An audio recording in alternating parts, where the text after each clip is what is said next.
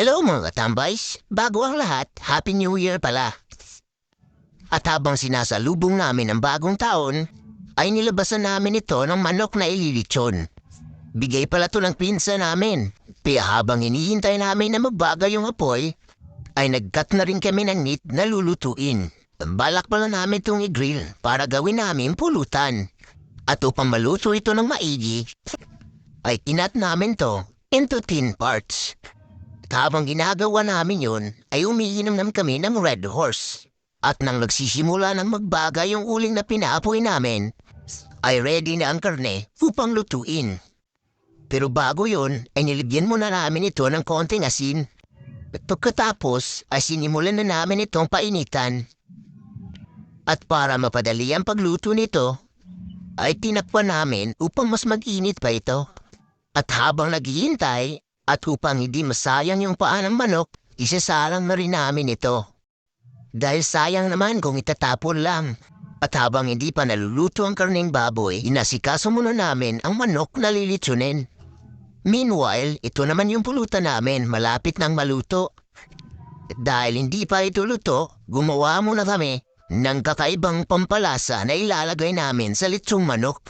At upang mabango yung litson, ay nilagyan namin ito ng garlic.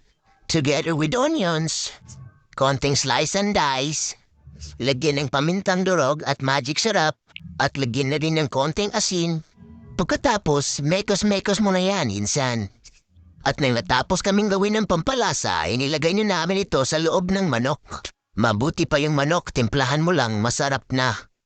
At eto na pala yung karning baboy na niluluto namin. Isusunod pala namin ang karning manok pagkatapos nito. At upang hindi gumalaw ang manok, ay nilagyan namin ito ng pako at itinali namin ito sa kahoy. At kita nyo naman may nagpapaas-ipan at tumutulong. At eto na pala, ready na itong ilitsyon. At luto na rin yung karning baboy. Kaya chinap-chap na ito ni Katambays. Di tara, tikman natin. Pagkatapos ay sinunod na namin kaagad yung manok na inilitsyon.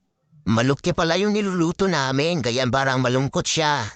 At akala ko pulutan, kainan pala ito. At habang iniikot namin ang lechon para pantay ang pagkaluto nito, nangangamoy na pala ito at amoy masarap po ito. Kaya hindi na namin pinatagal na luto kaagad dito at hindi na namin ito na slice. Kaya ano pang hinihintay yung mga katambays? Tara, kain na tayo. And that's for today mga katambays. At kung hindi ka pa nakasubscribe sa aming page, baka naman. And before ko tapusin ang video, shout out pala kay Marvin Okban na nag-sponsor sa amin ng drone. Salamat at laging ingatan mo ang iyong sarili. At bilang parte ng samahan namin, ay lagi ka naming inaalala. At Happy New Year sa inyong lahat mga katambays.